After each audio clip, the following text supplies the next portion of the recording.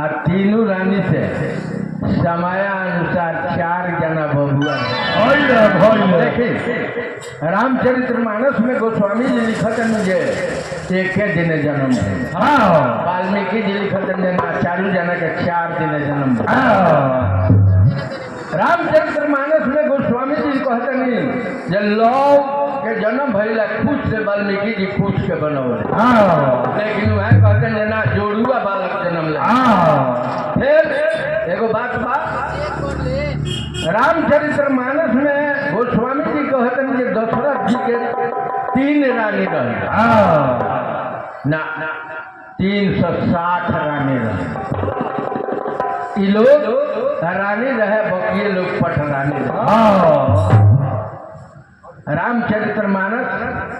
वाल्मीकि रामायण अध्यात्म रामायण टीका रामायण रविदास मणि रामायण में बड़ा बड़ा अंतर बात जाके एक गो अथली मिल जाए। जैसे एजिया से गनी तो मलमलिया गनी, छापरा से गनी तो मलमलिया गनी, सिवान से गनी तो मलमलिया गनी, मथुरक से गनी तो मलमलिया। जब सब ग्रंथ के निचोड़ आके वही जो गोबा मनी मनी के तफरका बा आई जोग लगन करा भारती थी सकल भय अनुकूल चर अचर हर्ष जुता राम जन्म सुख मधुमार शुक्ल पक्ष अवजित हरि मध्य दिवस तिथि पावन काल लोक हमने का हाल जानकारी का बात एगो राजा रहे नहा करके पोखरा में एगो बिच्छू वही में डूबत रहे राजा का दया आई बिच्छुआ के अंजलि से उठा के फेंका के बार बार बिच्छुआ डंक मार दे फिर राजा छोड़ दे चले एगो बुर्बक आदमी आई राजा से कल जाए बड़ा बुर्बक बड़ा ओकरा के बचावे के चाहता है मारो पिया अब वह तरह का बार बार मार देती है। राजा कहे कि हम बुर्बक नहीं बुर्बक दे बड़े पैसा है बुर्बक मानी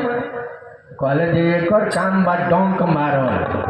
हमार काम बा बचाओ तो राम नाम कथा सुनावो जरा आदत बा सुनाई जरा नइखे सुने के उजा जाओ चले हम देखत नहीं ये चल गई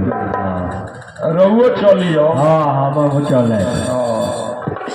अरे राजा का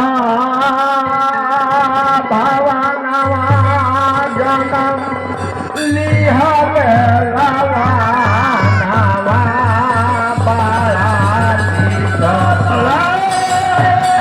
अरे बाड़ा लिख लारे आंगनवा बाड़ा निकला गे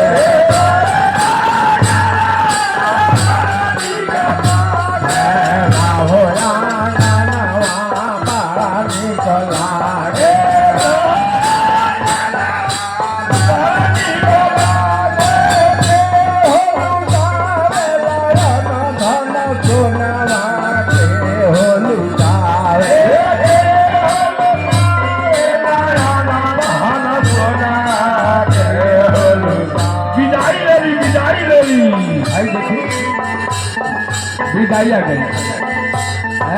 गोविंद बोलो जय जय गोपाल बोलो गोविंद बोलो